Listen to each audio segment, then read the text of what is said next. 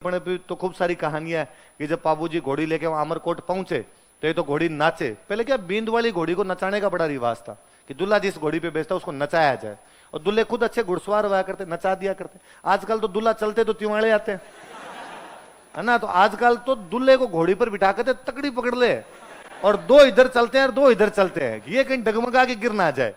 तुम्हारे ढोल के धमाके पे मेरी केसर नाचेगी। वो केसर को नचाते नचा नचा केसर लगाम खींचते हैं, लगाम खींचते केसर अगले दोनों पैर हवा में उछाल देती है। बाबूजी आराम से उसके मारते हैं तो कहते हैं अगले दोनों पैर जब हवा में उछालती है तो गढ़ के कंगूरे पे लगा देती है, जहां तोरण लगा हुआ तो उसके पास में अपने पैर टिकाती है दोनों। जब वापस पैर उतार रही होती है तो उसके खुर के प्रहार से ईंटें साथ में आ गई, ईंटें तोड़ के लाई वहां से वो। इस बार बाबूजी ने अमरकोट वालों की तरफ देखा, क्या हाल है।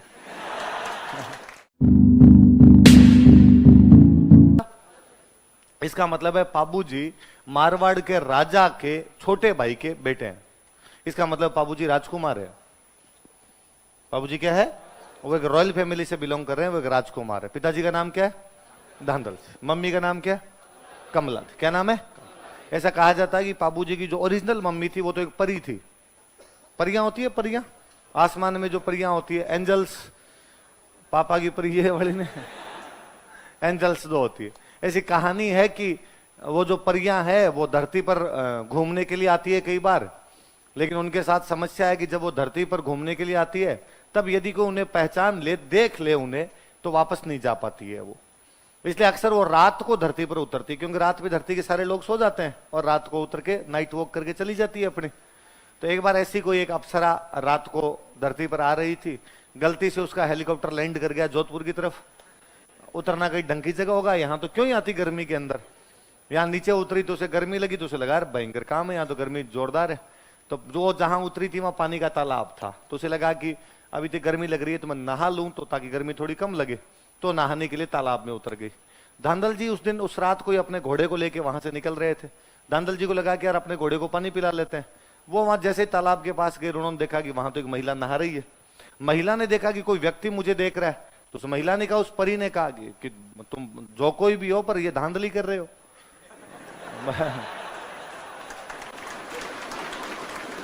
ऐसे नहाते हुए तो नहीं देखना चाहिए। और फिर वो उसने कहा कि पर इससे भी बुरी समस्या ये है कि मैं परी हूं और मेरे साथ ये है कि यदि मुझे कोई इस प्रकार देख लेता है यहाँ पे धरती पे तो वापस नहीं जा पाती, तो मेरी तो शक्तियां समाप्त होगी, मैं वापस कैसे जाऊंगी। और धांधल जी ने कहा कि किसने कहा वापस जाना है। धांधल जी महाराज ने लगभग घुटनों के बल बैठते हुए कहा कि विल यू मैरी मी। परी के पास भी कोई चांस दूसरे थे नहीं, तो परी ने कहा भाई ठीक है, पर उसने कहा मेरी दो शर्तें हैं कि एक तो मेरे से शादी के बाद मेरा महल अलग से होना चाहिए। धांधल जी ने कहा ठीक, कोई बात। राजा थे, राजा के भाई थे, तो महल अलग हो जाएगा, तुम्हारा अलग से कमरा बनवा देंगे, तुम्हारा अलग से घर बनवा देंगे। एक उस महल में बिना मेरी परमिशन की कोई भी आना नहीं चाहिए। कहा ठीक। का तुम भी नहीं? कहा ठीक। अब धांधल जी ने उस परी से शादी की, उसके लिए अलग महल बनवा के दिया, वहां पर वो परी रहा करती। जो कोई भी उस महल में जाता वो पहले परी से परमिशन लेके जाता। समय के साथ में उस परी के एक बेटा हुआ, बेटे का नाम क्या रखा गया? तो कहते बाबूजी बेहद सुंदर थे। अपने जितने लोक देवता इनमें सबसे सुंदर कोई लोक देवता हुए थे वो कौन थे? मम्मी भी चले गए, सकल मम्मी भी चलेगी, धांधल जी भी जाते तब तो क्या ही सुंदर होते। मारवाड़ का आदमी काला कोजा भूंडा ही हो, क्या ही सुंदर होते, पर मम्मी की तरफ चले गए, रंग रोगन वैसे नैन नक्श उधर ही चले गए होंगे, तो थोड़े फूट रहे हुए बाबूजी। अब एक दिन धांधल जी को लगा, जब बेटा हो गया, थोड़ा बड़ा हो गया बाबूजी, तो लगा कि यार ये क्या तरीका है, ये मेरे से पूछ के आओ, महल में से कोई नहीं जा सकता। और एक दिन धांधल जी बिना परमिशन के चले गए, देखते हैं यार ऐसा क्या है महल में। और जैसे वो महल में घुसे, उन्होंने देखा कि वहां परी तो थी नहीं, वहां एक शेरनी बैठी हुई थी और पाबू उसका दूध पी रहा था। और उनको लगा ये भयंकर कोतक है। और शेरनी ने जैसे ही धांधल जी को देखा, हाथों हाथ वो कन्वर्ट भी वापस परी में, और उसने कहा इसी दिन के लिए मैंने मना किया था, मैं परी हूं, मेरे में शक्तियां हैं कि मैं मेरा रूप चेंज कर सकती हूं, और जब मैं अकेली होती हूं तो अपना रूप चेंज करके यहाँ पे रहती हूँ। पर आपने अपना कॉन्ट्रैक्ट तोड़ दिया, आप बिना पूछे आ गए, अब मैं यहाँ पर नहीं रहूंगी, अब मैं मेरी वापस जाऊंगी। धांधल जी ने खूब समझाया कि भाई रुक जाओ तुम यहाँ पे, पर वो नहीं मानी, वो यहाँ से चली। उसने जाते जाते कहा कि एक माँ की दो इच्छाएं होती है, एक तो अपने बच्चे को दूध पिला के थोड़ा बड़ा करे, और बच्चा जब थोड़ा बड़ा हो जाए तो अपने कंधों पे खिलाए, अपने पीठ पे खिलाए, उसके लिए घोड़ा बने। लेकिन अब ये इतना बड़ा तो हो गया कि मैंने दूध तो पिला दिया इसको, लेकिन इतना बड़ा भी नहीं हुआ कि इसको कंधे पे मैं पीठ पे खिलाती इसको, अब तुम जानो तुम्हारा काम जाने। तो कहते वो परी तो चली गई। फिर धांधल जी के एक और रानी थे जिनका नाम था कमला। क्या नाम था? दे का मतलब है देवी, तो अपने कमला देवी को पूरा नहीं लिख के क्या लिख दिया करते? कमला। और कमला देव कहा गया भाई आप इसका लालन पालन करो। तो बाबू जी को पालने वाली जो पालन पोषण करने वाली जो माता जी थे वो कौन थे? बाद में समय के साथ बाबूजी बड़े हुए तो बाबूजी की सगाई की गई अमरकोट, पाकिस्तान के अंदर एक जगह पड़ती है अमरकोट, सिंध में, है ना। अब पहले जब तारबंदियां नहीं थी तब उस साइड के अंदर सगाइयां बहुत नॉर्मल सी बात हुआ करती थी कि भाई वो जोधपुर का पार्ट ही था, एक्सटेंडेड पार्ट था वो जोधपुर का उधर वाला अपना। और वहां के एक राजा है राणा सूरजमल सोढ़ा। क्या नाम है राजा का? उस राणा सूरजमल सोढ़ा की एक राजकुमारी है जिसका नाम है फूलम दे। क्या नाम है? कई जगह उसी का अपने कहानियों में कविताओं में नाम आ जाता है सुप्यार दे, तो आप उसी का नाम मान लीजिए, भले आप फूलम दे मान लीजिए, भले क्या मान लीजिए सुप। अच्छा कई बार स्टूडेंट जिद पर ही रह जाता है, सर सही सही बताओ फूलम दे या सुप्यार दे। मैं कहता हूँ यार नाम तो फूलम दे ही था पर कई कई जगह सुप्यार दे मिल जाता है। फिर स्टूडेंट के वो जैसे ये अभी पूछ रहा था कि ऐसा हो जाए तो वाली समस्या रहती है कि दोनों ऑप्शन में आगे तो मैं यार कुछ ही कर लेना तेरे हिसाब से देख लेना। अरे सर फिर मैं कहता हूँ यार आते नहीं है, दोनों ऑप्शन में नहीं आते। नहीं सर फिर भी नहीं आएंगे ऑप्शन में, पर आप तो बताओ सही नाम क्या था?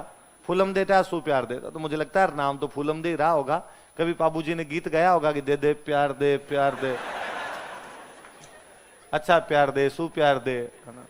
तो बाद में एक नाम और सुप्यार दे पड़ गया, बाकी नाम क्या था उनका? फूलम दे नाम रहा होगा। बाबूजी के दो खास दोस्त था एकदम, चांदा और डामा। क्या नाम है?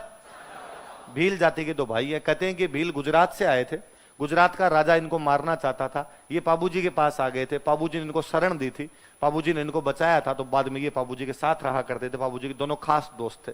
बाबूजी के पास एक घोड़ी है और उस घोड़ी का नाम क्या है? क्या नाम है? कैसर। उसकी जो मेयर है उनकी जो घोड़ी है उसका नाम क्या था? कैसर। कहानी है कि बाबूजी जब शादी करने के लिए जा रहे थे अपनी, तो बाबूजी शादी करने के लिए जा रहे, दूल्हे बने, एक तो फूट रहे थे बाबूजी इतने, ऊपर से दूल्हा और फूटरा लगने लग जाता है। और दूल्हे वाले कपड़े, शेरवानी पहनी, साफा बांधा, ऊपर कोई तुर्रा, कलंगी, सिरपेच, एंटीना जो लगते हैं वो सारे लगाए। एंटीना होता है सच में, वो जो लंबा सा होता है उसको एंटीना बोलते हैं। मोड़ वोड़ बांधा, बाबूजी बड़े सुंदर लगे। चांदा और डामा दोनों खुद जोधपुरी कोट पैंट ऊपर तक बटन बांध के तैयार खड़े थे। और चांदा और डामा ने बाबूजी कहा यार बाबूजी थो थो थो थो नजर नहीं लग जाए, क्या फूट रहे लग रहे हो। आज अमरकोट के छज्जे टूट जाएंगे। अमरकोट के पहले गांव के अंदर रिवाज हुआ करता था कि जब बारात जाया करती थी ना तो महिलाएं घरों की छतों पर चढ़ चढ़ के देखा करती। तो कई बार वो हवेलियों के बाहर छज्जे, हवेली की जो छत होती है उसके बाहर आगे वो निकला हुआ सा रहता है ना, छज्जा बोलते हैं उसको। तो इतनी भीड़ हो जाती कि लोग छज्जों पे भी खड़े हो जाते, तो छज्जे बेचारे बाहर झेल नहीं पाते, गिर जाते। तो क्या आज तेरे को देखने के लिए बाबूजी इतनी भीड़ होगी कि महिलाएं और बच्चे छज्जों पे चढ़ेंगे, छज्जों पे चढ़ेंगे तो गिर जाएंगे। और ये अभी तक भी फैशन है, गांव के अंदर महिलाएं छतों पे चढ़ चढ़ के बारात को देखती है, क्योंकि गांव में पर्दा प्रथा और होती है। तो आप भाई देखे कैसे ऊपर चढ़े तो आपको घूंघट तो रखना पड़े, फिर महिलाओं ने दूरबीन बना रखी है ना, घूंघट को थोड़ा ऊंचा लिया, दूरबीन बनाई अपने, वहां से देख लेती है। ये बड़ा मामला सही है तुम्हारा एकदम। कब बाबूजी आपके लिए छज्जे टूटेंगे आज? तो पर चांदा डामा ने कहा पर बाबूजी बाकी सब कुछ अच्छा है अपने पास, पर यार अपने पास घोड़ी अच्छी नहीं है, और दूल्हे के पास में घोड़ी अच्छी नहीं हो तो बेटा मजा ही नहीं है। तो बाबूजी ने कहा यार अब घोड़ी तो जो अपने पास है वही रखनी पड़ेगी, अपने जो अस्तबल में जो घोड़े हैं उनमें से कोई लेनी पड़ेगी, नहीं तो कहां से लाए आप अचानक। तो उन्होंने कहा अपने गांव के अंदर एक महिला है, उनका नाम था देवल। क्या नाम था? देवल नाम की एक महिला थे। और कहा वो जो देवल नाम की महिला है उनके पास एक बहुत अच्छी घोड़ी है, और घोड़ी का नाम क्या था उसका? और यदि देवल अपनी कैसर कालमी दे दे अपने को तो मजा आ जाए बाबूजी, फिर यार उसके ऊपर आप क्या तो लगोगे, क्या जमोगे यार उसके ऊपर। तो बाबूजी ने कहा यार देख लो, मांग के देख लो। चांदा और डामा गए देवल के पास और देवल को जाकर कहा कि माँ देवल बाबूजी दूल्हे बने हुए हैं, बारात जा रही है, घोड़ी अच्छी नहीं है, आपकी कैसर कालमी दे दो तो और सुंदर लगेंगे, मारवाड़ की लाज बचेगी, राठौड़ों की लाज बचेगी। देवल ने कहा कि बात तो तुम्हारी सही है, दूल्हे को तो किस बात के लिए मना किया जाए, उसमें भी बाबू जैसे राजकुमार को तो कौन ही मना करे। पर समस्या दूसरी है, मेरे पास खूब सारी गायें हैं, और मेरी गायें जब चरने के लिए जाती है तो गायें चराने वाला मेरी घोड़ी लेके जाता है। पहले के टाइम में गायों की लूटपाट बहुत हुआ करती थी, गायों को लूट के ले जाया करते थे। गाय धन था उस टाइम में, इसलिए आज भी बोलते हैं गोधन, है ना। आप कभी नहीं सुनोगे भैंस धन, बकरी धन, पर गायों के लिए आज भी क्या से गोधन है भाई, गोधन है। तो भाई गाय क्या हुआ करती थी? धन हुआ करती थी। तो कि मेरा जो गवाला है वो घोड़ी लेके जाता है साथ में, कल को खुदा ना खास्ता कोई लूटपाट हो जाए गायों के साथ में, गायों को चुरा के कोई लेके चले जाए, तो यदि घुड़सवार होगा तो फटाफट गांव में आगे बता तो देगा कि भाई गायों की लूटपाट हो गई, पीछे से गांव वाले सेना लेके जाएंगे, हथियार लेके जाएंगे, गायें छुड़वा के लेके आएंगे, और यदि घोड़ी नहीं हुई पास में तो पैदल पैदल आएगा, तब तक तो पता नहीं लुटेरे कहां के कहां चले जाएंगे। इसलिए प्लीज चांदा और डामा सॉरी, लेकिन मैं घोड़ी तो तुम्हें नहीं दे सकती। वो दोनों आए, उन्होंने बाबूजी को आ गया, बाबूजी वैसे तो देवल ने मना कर दिया, पर हमें लगता है यदि एक बार आप खुद ट्राई करके देखो तो थोड़ा ठीक रहे, आपके प्रति थोड़ा सॉफ्ट कॉर्नर ही था उनका। तो बाबूजी खुद गए और बाबूजी ने जाकर, माँ देवल आप एक बार ब्याह ब्याह के लिए घोड़ी दे दीजिए, शादी शादी के लिए घोड़ी दे दीजिए, मैं जल्दी आके आपकी घोड़ी वापस दे दूंगा। देवल हंसे, देवल ने हंस के कहा, बाबू बारातें कब जल्दी आती है, बारातें आने में जाने में टाइम लगता है। भाई अमरकोट घोड़ों पे जाते टाइम लगता, फिर वापस आने में टाइम लगता, फिर पहले बारातें महीने महीने रुक जाती थी, और राजा महाराजाओं की बारातें तो अक्सर रुका करती थी। मतलब इसमें कोई बड़ी बात नहीं, आप तो अपने दादाजी से जाके पूछ लेना, उनकी बारात भी पक्की 3 दिन रुकी होगी, है ना। 3 दिन वाला तो फैशन अपने मतलब ये 3 पीढ़ी पहले तक ही था कि बारातें 3-3 दिन तक रुका करती। कारण भी था, दूर तक जाते तो पशु थक जाया करते, तो वापस बेचारा हाथों हाथ पशु को लेकर रवाना कैसे हो उसको, तो 2-3 दिन का रेस्ट देते, और रेस्ट देके कहते भाई अब चल लेते हैं, ठीक। फिर कोई जोर भी नहीं आता था, बारात में ज्यादा लोग भी नहीं जाते थे, 20-25 10-15 लोग जाया करते थे। ज्यादातर तो गांव की बारातों में आदमी जाते 5-7 आदमी जाते, एक बीन होता, 4 एक आदमी और होते, 5 ऊंट लिए चले जाते, लेके आ जाते। तो पहले तो गांव में बारात में उसी को लेके जाते थे जिसके पास ऊंट होता, बारात में जाता ही होता। इसलिए गांव में आज भी कह देते हैं, अरे हमको कौन बारात में लेके जा रहा था, ऊंट को लेके जाते थे। तो माने कौन पूछे, ऊंट ने पूछे, हमें कौन पूछ रहा था, किसको पूछा करते थे। तो पहले 3 दिन वाली बारात का तो बहुत सिंपल सा सीन हुआ करता था कि 3 दिन तो जाया करते थे। ये तो 3 दिन, और लोग बड़ा आज भी बड़े गर्व के साथ बताते हैं कि साहब फलान जी की बारात गई थी, 6 टाइम रोटी खा के आए, 6 टाइम रोटी खा के, मतलब कितना दिन रुके। तो वो तो मैं आज से कुछ 4-5 साल पहले की बात होगी। ये अपने जोटवाड़ा खातीपुरा में यहाँ पे साफों की दुकान है ना, तो एक बार कोई शादी ब्याह के लिए हम साफे लेने के लिए गए हुए वहां पे, तो मैं और मेरे एक दोस्त और वो वहां पे साफा खरीदे।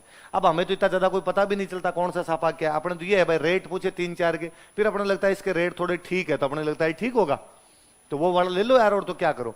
तो हमने पूछा कि भाई साफे कौन कौन से, उसने बता दिया ये 500 का, ये 700 का, ये 800 का। हमें लगा यार 700 वाला ठीक ठीक सा है, तो दे दे यार, आ जाएगा पूरा आ जाएगा, सेट है कि हाँ सेट है। तो वहां पे एक दंपति बैठे हुए, वृद्ध सज्जन बैठे हुए, मतलब 60-65 के आसपास में उन वृद्ध सज्जन की उम्र होगी, उनकी पत्नी साथ में और उनका बेटा साथ में। बेटे की शादी, बेटा फौज में लगा हुआ, तो फौजी छुट्टी आया हुआ, उसकी शादी होने वाली, तो उसको साथ बिठा रखा। और वो जो साफे को मतलब एकदम यूं कर करके देखेगा, इधर देखेगा, इधर देखे, साफे के अंदर देखे भाई इसके अंदर कोई छेद वगैरह तो नहीं हो रखे हो, धागे बाहर तो नहीं निकल रहे हो इसके। दुकानदार को पूरा एकदम वैसे, फिर कहे ये दे दे, ये वाला साफा दे दे। तो दुकानदार ने कहा आगे से कि शादी है क्या, हाँ हाँ ये फौजी है हमारे, छोटा ही छोटा ये है, इसकी शादी है। तो कहा तो ये साफा तो ब्याह वाले दिन बांध लेगा, उस रात बांध लेगा, फेरे वाली रात। अगले दिन कौन सा साफा बांधेगा वो दिखाऊं। तो उनका अगले कौन से दिन है आजकल, आजकल फेरे वे हाथों हाथ बारात को कर देते हैं रवाना, तो अगले दिन बांधने की जरूरत ही कहां पड़ती है। ये तो हमारा टाइम था, मेरी बारात गई थी, 5 खिचड़ी खा के आए थे, 5 खिचड़ी मतलब 5 टाइम का खाना था। तो मैं पहले नोटिस कर रहा था, वो बात कर रहे थे तो हमारा ध्यान भी उधर ही था उनकी तरफ। तो वो जो उनकी पत्नी थे वो घूंघट निकाले एकदम चुपचाप बैठे हुए थे, किसी मामले में हाँ ना कुछ ही नहीं। ऐसे ग्रामीण महिलाएं होती है वैसे घूंघट निकाल के अपने पति के साथ चुपचाप बैठी हुई एकदम, ना पति कुछ पूछ रहे हैं ना वो कुछ बता रही है, बस साथ में लाई हुई है कि तू भी साथ में चल ले, बाकी कोई रोल उनका नहीं। तो चुपचाप संभ्रांत तरीके से एकदम बैठे हुए। पर जैसे ही उन्होंने कहा कि हम भाई बारात तो मेरी गई थी और 5 टाइम खाना खा के आए थे, तब वो अचानक बोले 5 को नहीं 6।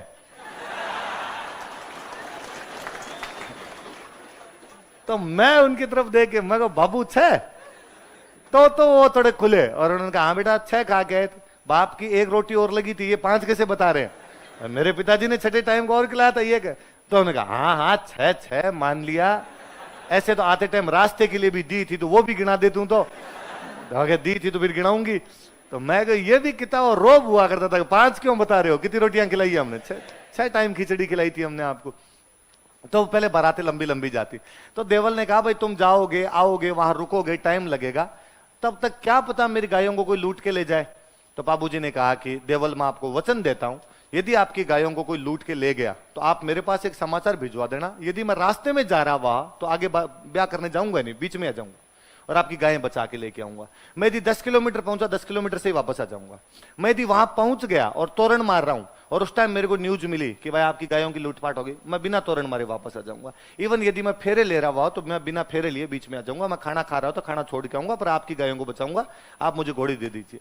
जब कोई इतना एश्योर करे, इतना विश्वास दिलाए, तो देवल ने कहा भाई ठीक है, आप घोड़ी ले जाओ। वाकई केसर कालमी बहुत सुंदर घोड़ी थी। पाबूजी जब केसर कालमी पे बैठे तो पाबूजी और फूटने लगे। और केसर कालमी की अपने पे तो खूब सारी कहानियां है कि जब पाबूजी घोड़ी लेके वहां अमरकोट पहुंचे तो ये तो घोड़ी नाचे। पहले क्या बींद वाली घोड़ी को नचाने का बड़ा रिवाज था कि दूल्हा जिस घोड़ी पे बेचता उसको नचाया जाए, और दूल्हे खुद अच्छे घुड़सवार हुआ करते, नचा दिया करते। आजकल तो दूल्हा चलते तो तिवाड़े आते हैं, है ना। तो आजकल तो दूल्हे को घोड़ी पर बिठा कर तकड़ी पकड़ ले और दो इधर चलते हैं और दो इधर चलते हैं, ये कहीं डगमगा के गिर ना जाए। अच्छा, कई दूल्हे तो पिए हुए और रहते हैं आजकल, साथ में दारूड़िए दोस्त होते हैं, वो कोई पिलाते तो भाई कॉन्फिडेंस रहेगा, भाई उसमें पिया हुआ और है तो भाई उसमें डिगमिग होता रहता है, अब गिरा इस पे। तो अब क्या नचाए, दूल्हा खुद नाचा हुआ ही रहता है।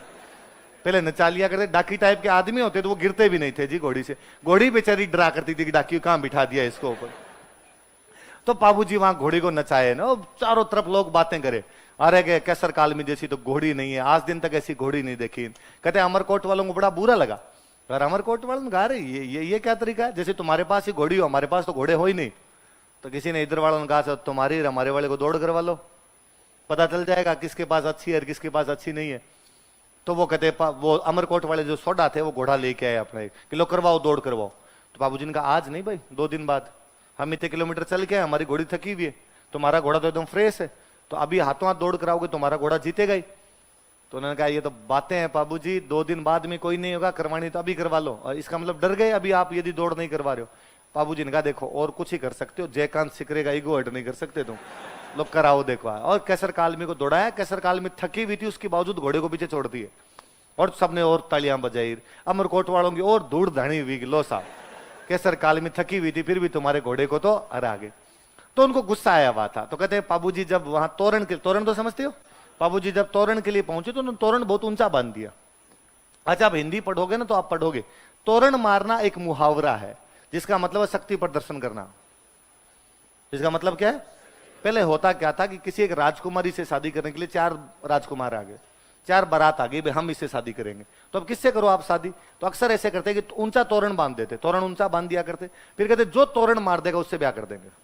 तो कोई एक राजकुमार उनमें से तोरण मारता, उसके साथ राजकुमारी क्या कर दी जाती, शादी कर दी जाती। तो तोरण मारना मतलब क्या हो गया, शक्ति का प्रदर्शन करना। तो आज भी यदि गांव के अंदर आप इस प्रकार की कोई बातें करो ना, भाई मैंने ये कर दिया, मैंने वो कर दिया, तो कोई गांव वाले कह देते हैं अरे किसा तोरण मारे है कि कौन से क्या किए तूने, तोरण मार के थोड़ी आएगा, छोटी मोटी लड़ाई है, तोरण मारना बहुत बड़ी बात। तो उन्होंने बहुत ऊंचा तोरण बांधा और कहा आज देखते हैं पाबूजी कैसे तोरण मारेंगे। और पाबूजी तोरण नहीं मारेंगे तो पाबूजी की बेइज्जती हो जाएगी। पाबूजी ने वहां जाके देखा कि यार तोरण है तो ऊंचा, और इतना ऊंचा तोरण लगेगा तो नहीं। बाबूजी मन ही मन सोचेगा यार ठीक है आज तो इन्होंने, और वो सामने अमरकोट वाले देख के मुस्कुराए कि क्या हाल है, अब कैसे लगेगा भाई साहब। अब एक ही सूरत में लग सकते थे कि घोड़ी अपने पिछले दोनों पैरों पे खड़ी हो जाए।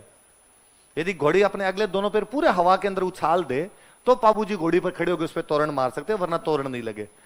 तो कहते हैं कि पाबूजी उस घोड़ी पर यूं हाथ फेरते हैं और उस घोड़ी को कहते हैं कि केसर मत ना दीजिए आज थारो मारो पोत। पोत का मतलब भेद है ना, पोत खुल गया, भेद खुल गया कि केसर मत ना दीजिए आज थारो मारो पोत, मत ना लजाए आज राठौड़ारी जातड़ी। हे केसर आज तेरा और मेरा भेद मत दे देना, आज जो राठौड़ों की बारात आई हुई है इसको लजा मत देना तू, आज जैसे तैसे करके तू ये मरवा दे। केसर ने अपना सिर हिलाया कि तू चिंता मत कर, इसको तो अभी मार दूंगी किता आगे। कहते पाबूजी जो ढोल बजा रहा था लड़का उसको कहते हैं कि ढोली रात छोरा तू तो मदरो ढोल बजा। मदरो मतलब हल्का हल्का, कोई ढोल रे धमाके मारे केसर घोड़ी नाच सी, तुम्हारे ढोल के धमाके पे मेरी केसर नाचेगी। वो केसर को नचाते नचा नचा केसर लगाम खींचते हैं, लगाम खींचते केसर अगले दोनों पैर हवा में उछाल देती है। बाबूजी आराम से उसके मारते हैं। तो कहते वो अगले दोनों पैर जब हवा में उछालती है तो गढ़ के कंगूरे पे लगा देती है, जहां तोरण लगा हुआ तो उसके पास में अपने पैर टिकाती है दोनों। जब वापस पैर उतार रही होती है तो उसके खुर के प्रहार से ईंटें साथ में आ गई, ईंटें तोड़ के लाई वहां से वो। इस बार पाबूजी ने अमरकोट वालों की तरफ देखा, क्या हाल है।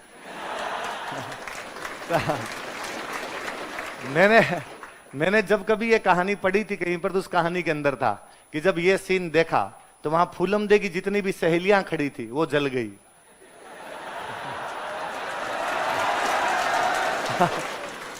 और जब ये समाचार अंदर फूलमदे को मिला तो फूलमदे बड़ी प्रफुल्लित हुई। मुझे लगता है फूलमदे को लगा होगा कि मेरे वाला सरदार बाहर राजा अपने अपने चर्चे हो रहे हैं चारों तरफ। अच्छा तो लगे भाई कि मेरे पति ने इस प्रकार से तोरण मारा है। अब कहते हुए पाबूजी अंदर जाके फेरों के अंदर बैठे। पाबूजी ने अभी 3 फेरे लिए थे। कितने फेरे लिए?